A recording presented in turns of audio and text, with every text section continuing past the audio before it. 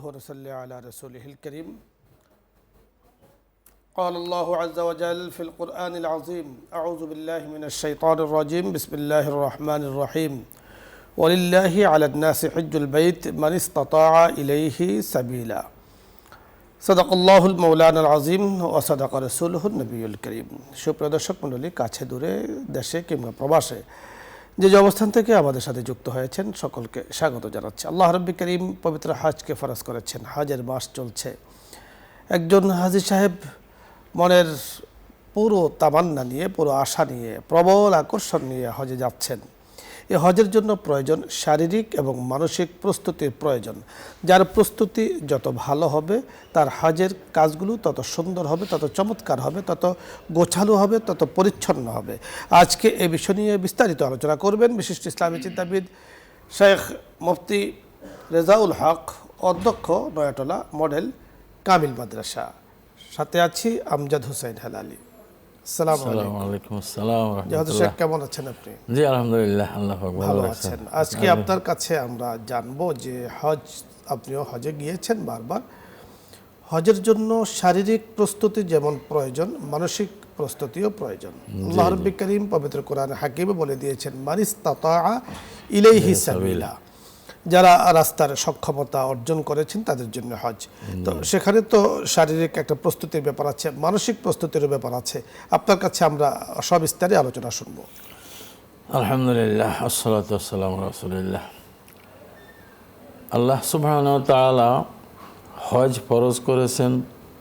আপনি যে আয়াতখানা তেলাওয়াত করেছেন অংশ, ওয়ালিল্লাহি আউযু বিল্লাহি মিনাশ শাইতানির রাজিম ওয়ালিল্লাহি আলান নাসি হিজ্জুল বাইতি মান ইসতাতাআ ইলাইহি সাবিলা।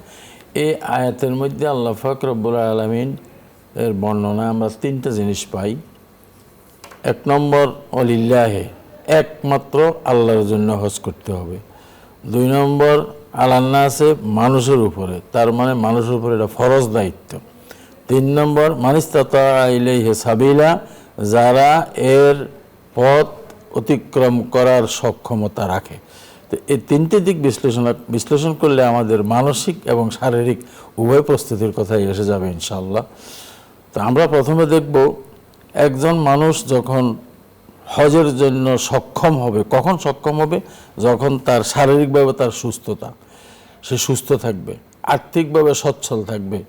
ওই মক্কায় মুআজ্জামায় যাওয়া আসা পর্যন্ত যে খরচ, সেই খরচগুলো সে আঞ্জাম দেওয়া, তার পরিবারস্থ লোকদের এই দিনের ভরণ পোষণের ব্যবস্থা করা, এই অতটুকু থাকলে তার উপর হজ ফরজ। এখন আজকে আমরা খুব গুরুত্বপূর্ণ একটা বিষয়, শারীরিকভাবে প্রস্তুতি গ্রহণ করা, মানসিকভাবে প্রস্তুতি গ্রহণ করা। ইতিমধ্যে আমাদের বাংলাদেশ থেকে অনেক হাজী সাহেবরা চলেও গেছেন, আরও যাচ্ছেন, যাবেন। আল্লাহ চাহে তো প্রায় 90,000 কাছাকাছি লোক এবার হজে যাবেন।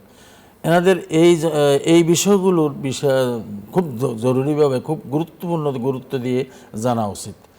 শারীরিকভাবে হজ করার জন্য, যাওয়ার জন্য শারীরিকভাবে প্রস্তুতি নিতে আমি যেটা বলবো সেটা হলো, এক নম্বর কথা হলো, মানুষ আমরা অলস, কিন্তু হজে গেলে কিছু কষ্ট করতে হয়, হাঁটাহাঁটি করতে হয়।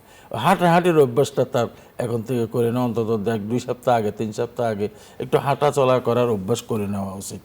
দুই নম্বর, তার শারীরিক, অনেক মানুষ আছে রোগগ্রস্ত রোগী, নিয়মিত ওষুধ সেবন করেন, তাদেরও ওই স্বাস্থ্য পরীক্ষা করে ডাক্তারের পরামর্শ নিয়ে ঔষধ সঙ্গে করে নিয়ে যাওয়া, নিয়মিত ওষুধ খাওয়া। 3 নম্বর, শারীরিকভাবে তার প্রস্তুতি গ্রহণের সাথে সাথে তার কাপড় চোপড়, ব্যাগেজ, লাগেজ ইত্যাদি অতি প্রয়োজনীয় যে জিনিসগুলো, এগুলোও তার সাথে অ্যাড করে নেওয়া। এগুলো হলো শারীরিক প্রস্তুতি। মানসিক প্রস্তুতিটা অত্যন্ত গুরুত্বপূর্ণ, অত্যন্ত বেশি আহমিয়ত রাখে, যার গুরুত্ব রাখে। সেটা হলো 1 নম্বরে আল্লাহ পাক সুবহানাহু ওয়া তাআলা বলেছেন অলিল্লাহ, আল্লাহর জন্য হজ করা। তো আল্লাহর জন্য হজ করার মানে হলো একমাত্র আল্লাহকে পাওয়া, আল্লাহকে সন্তুষ্ট করার জন্য হজ করতেছি আমি, এই নিয়ত করা। লোক দেখানো, মানুষের সাথে বা মানুষ থেকে বা কুড়ানো এ সমস্ত উদ্দেশ্য বিলকুল পরিহার করে দেওয়া। এখন এই মানসিকভাবে এই প্রস্তুতি নিতে হবে যে আমি একমাত্র আমার অতীত জীবনের সমস্ত গুনাহখাতাগুলো আল্লাহ রাব্বুল আলামিনের কাছে মাপ চাইব, আল্লাহ পাক আমাকে মাফ করে দেবেন বলে ওয়াদা করেছেন। হাদিস শরীফে রাসূল সাল্লাল্লাহু আলাইহি ওয়াসাল্লাম ওয়াদা করেছেন যে যেই বান্দা হজ করে হজ্জে মাবরুরের সওয়াব একমাত্র জান্নাত। হজ করে আসার পরে তার অবস্থা এমন হয় যেমন কাইয়ামেন ওয়ালাদাত উম্মুহু, মাতৃগর্ভ থেকে যেদিন সে জন্মগ্রহণ করেছে নিষ্পাপ, এরকম নিষ্পাপ হয়ে যায়। তো এই মানসিক প্রস্তুতি গ্রহণ করে নিতে হবে, তওবা ইস্তেগফার করে আল্লাহর কাছে ক্ষমা চাইতে হবে। 2 নম্বর আরেকটা জিনিস হলো মানুষের সাথে হুকুকুল ইবাদ। হুকুকুল ইবাদের যদি কোনো কিছু ত্রুটি বিচ্ছুতি থেকে থাকে তাহলে সেগুলো আত্মীয় স্বজন, পাড়া প্রতিবেশী যারা তাদের সাথে চলাফেরা করেছে, ব্যবসা বাণিজ্য করেছে, তাদের সাথে লেনদেনের মাধ্যমে, কথাবার্তার মাধ্যমে কোনো ত্রুটি বিচ্ছুতি হয়ে থাকলে সেগুলোর জন্য ক্ষমা চেয়ে নেয়, বন্দার হক ক্ষমা চেয়ে নিতে হবে, তার ফলে সে আল্লাহ পাক সুবহানাহু ওয়া তাআলা মাফ করবেন। 3 নম্বর মানসিক প্রস্তুতি নিতে হবে। হজ একটা কষ্টসাধ্য কাজ, এই জন্য রাসূলুল্লাহ সাল্লাল্লাহু আলাইহি ওয়াসাল্লাম নিয়ত শিক্ষা দিয়েছেন আমাদেরকে হজের, যে আল্লাহ হজটাকে আমি হজের নিয়ত করছি, আপনি এটাকে সহজ করে দেন এবং আমার জন্য কবুল করুন। ইয়াসসির হুলি ও তাকাব্বাল মিন্নি। তো এই কষ্ট করতে হবে, কষ্ট আছে বিদায় আল্লাহ পাক সুবহানাহু ওয়া তাআলার কাছে সহজ করার জন্য রাসূল সাল্লাল্লাহু আলাইহি ওয়াসাল্লাম দোয়া শিক্ষা দিয়েছেন। যা মাকামে কি বলে তাওয়াফ করার সময় যে অত্যন্ত প্রচণ্ড ভিড়, সাফা মারোয়া সাই করার সময় প্রচণ্ড ভিড় থাকে, কষ্ট করে হাঁটাহাঁটি করতে হয়।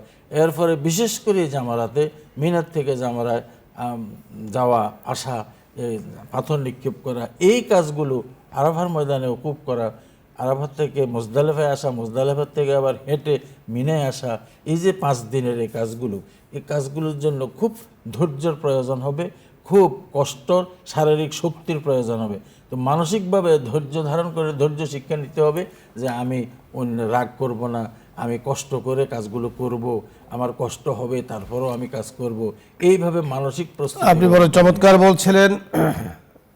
দর্শক মণ্ডলী, আজকে যে বিষয় নিয়ে আমরা কথা বলছিলাম, আপনাদের যদি আরও কিছু জানার থাকে, বুঝার থাকে, কোনো কিছু জানার প্রয়োজন হয়, আপনি প্রশ্ন করুন, অথবা ইসলামের যে কোনো মাসলা মাসাইল নিয়ে আপনি চাইলে প্রশ্ন করতে পারেন।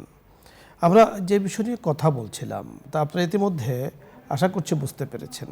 জিলকাদ মাস চলছে, অর্থাৎ হজের মাস, এরপরই জিলহজ মাস। এই সময়ের মধ্যেই মানুষ যার চর্চা বেশি করে তার সাথে মহাব্বত বেশি হয়।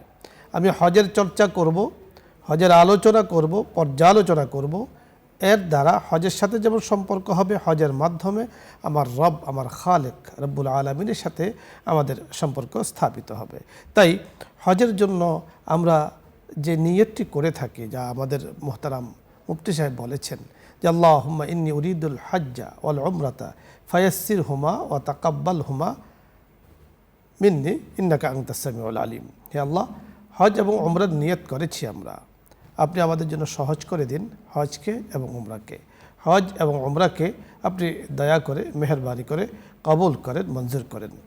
যেমনটি হজরত ইব্রাহিম আলাইহিসসালাম, তিনিও যখন হজরত ইসমাইল আলাইহিসসালামকে সাথে নিয়ে কাবা শরীফের ভিত্তি স্থাপন করেছিলেন, তখনই এই দোয়া করেছিলেন, রব্বানা তাকাব্বাল মিন্না ইন্নাকা আনতাস সামিউল আলিম।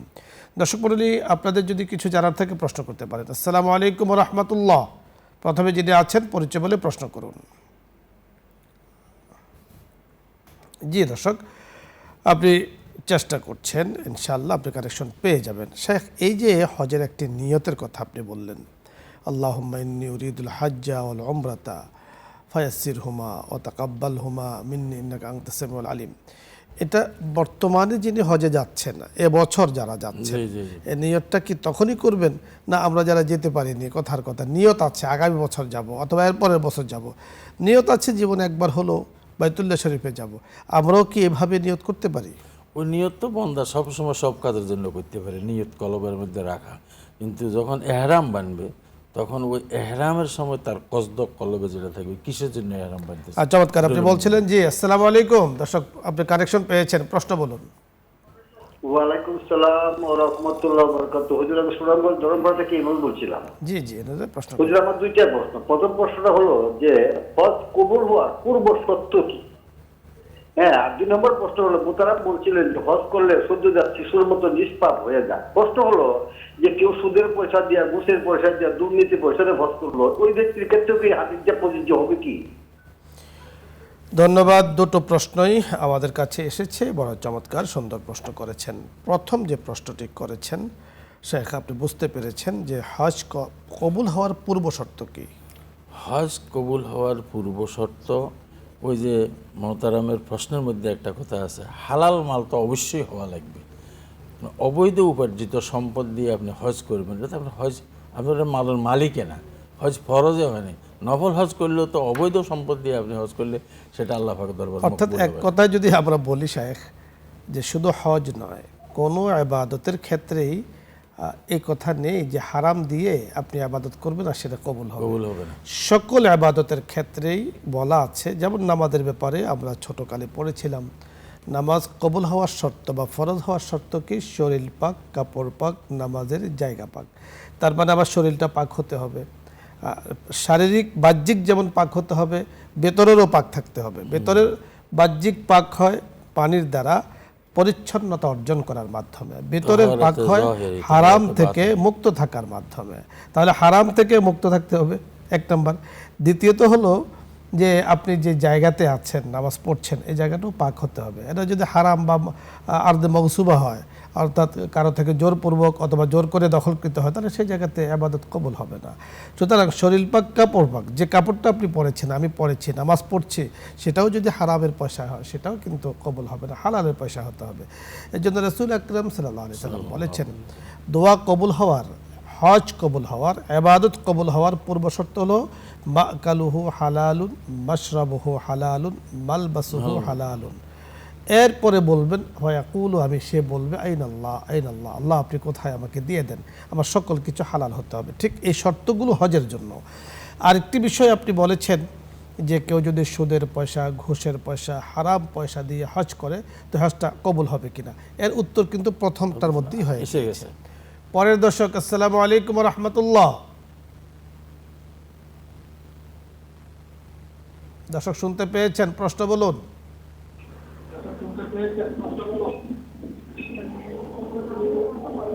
হ্যালো, আসসালামু আলাইকুম। ওয়ালাইকুম আসসালাম রহমতুল্লাহ। টিভির ভলিউম কমিয়ে প্রশ্ন করি। জি, নিউজ 24, আপনি টিভির ভলিউম কমিয়ে প্রশ্ন করুন।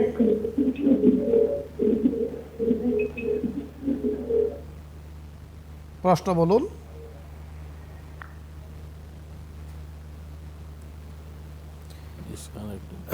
সম্ভবত আপনি কানেকশন পাচ্ছেন না, আপনি নিউজ 24 জানতে চেয়েছেন তো শেখ। জি, আসসালামু আলাইকুম। দর্শক, টিভির ভলিউম কমিয়ে আপনি সুন্দরভাবে প্রশ্ন করুন। সম্ভবত আপনি কানেকশন পাচ্ছেন না, চেষ্টা করছেন, পরের দর্শকও চেষ্টা করছেন। শায়েখের কাছে আমি একটি প্রশ্ন জানতে চেয়েছিলাম যে মানে মানুষ যে কোনো সময় অর্থাৎ উমরা করতে পারে বা হজের নিয়ত করতে পারে, কবুলের মালিক তো আল্লাহ তাআলা। আল্লাহ তাআলা যখন ইচ্ছা তখনই কবুল করবেন। বিশেষ করে এই দোয়াটা তিনি পড়বেন এহরাম বাঁধার পূর্বে, অর্থাৎ এহরাম বাঁধার পরে যখন নিয়ত করবেন তখন তিনি এই দোয়াটি করবেন। জি, আসসালামু আলাইকুম। দর্শক কানেকশন পেয়েছেন, প্রশ্ন বলুন।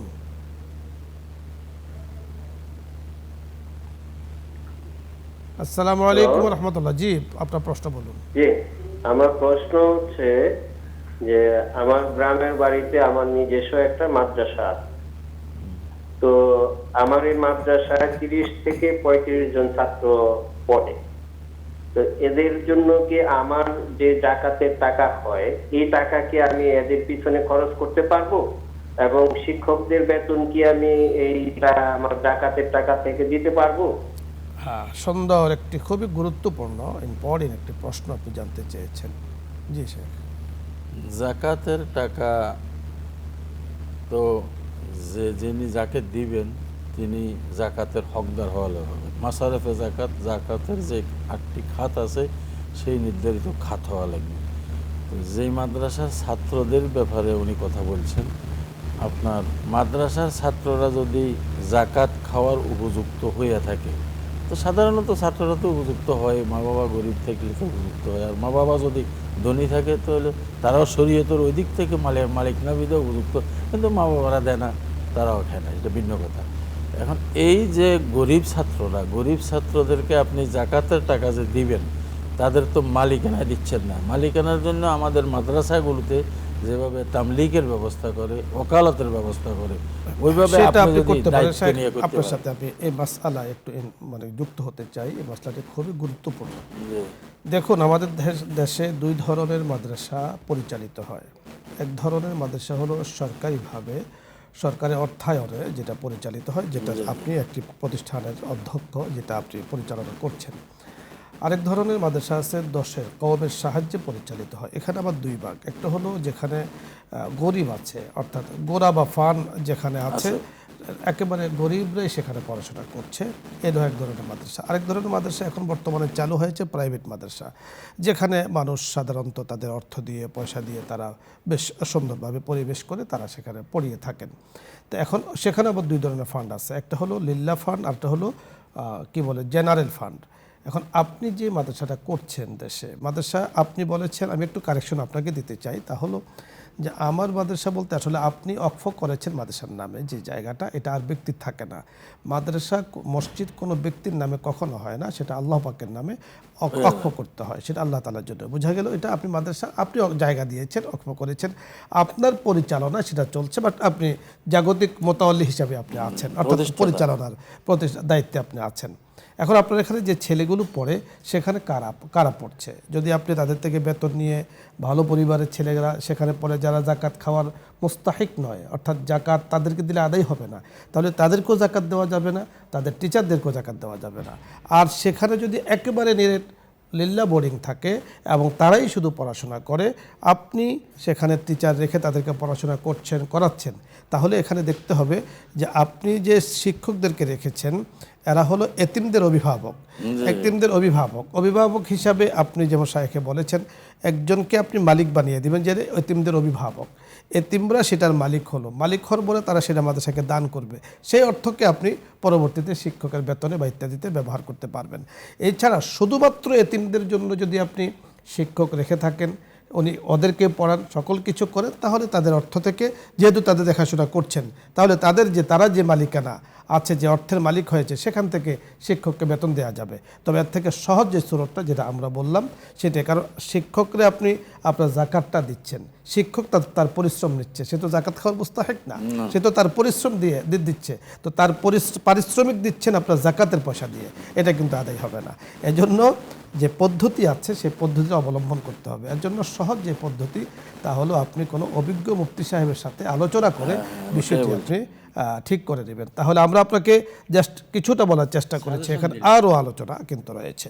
ধন্যবাদ শেখ, ধন্যবাদ আপনাকে। দর্শক মণ্ডলী, আজকে অনেকগুলো প্রশ্ন আমরা পেয়েছি। এই যে গুরুত্বপূর্ণ প্রশ্নগুলো এখানে আসে, আলহামদুলিল্লাহ আমাদের বন্ধুরা সুন্দর চমৎকার গুরুত্বপূর্ণ প্রশ্ন করে থাকেন। অনেকেই এই ধরনের প্রশ্ন নিয়ে বেশ কনফিউশে থাকেন, বেশ পেরেশানিতে থাকেন, আসলে কি করছি আমরা।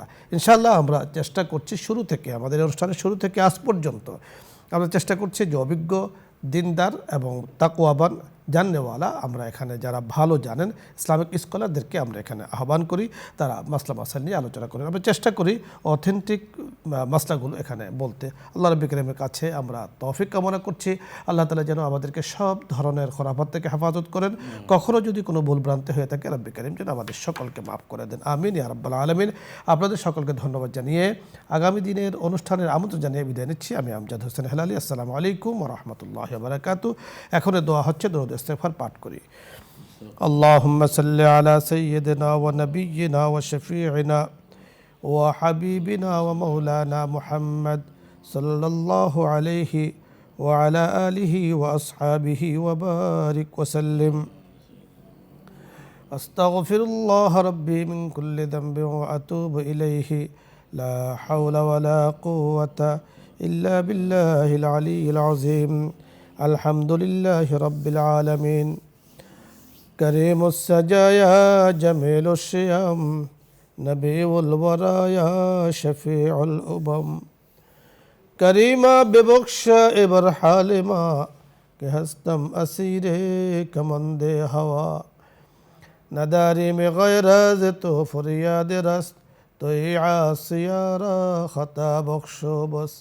निगाहदार माराज राहे खता खता दर गुजारो सवाबम नुमा। ইয়া আল্লাহ ইয়া করিম নিউজ 24 এর লাইভ অনুষ্ঠানে বসে মাওলাই করিম আপনার বান্দা বান্দীদেরকে সাথে নিয়ে আপনার শাহী দরবারে হাত তুলে আছি। ওগো করিম, ইয়া আল্লাহ ইয়া করিম, আপনি খালেক, আমরা মখলুক, আপনি আমাদের রব, আপনি আমাদেরকে লালন পালন করছেন।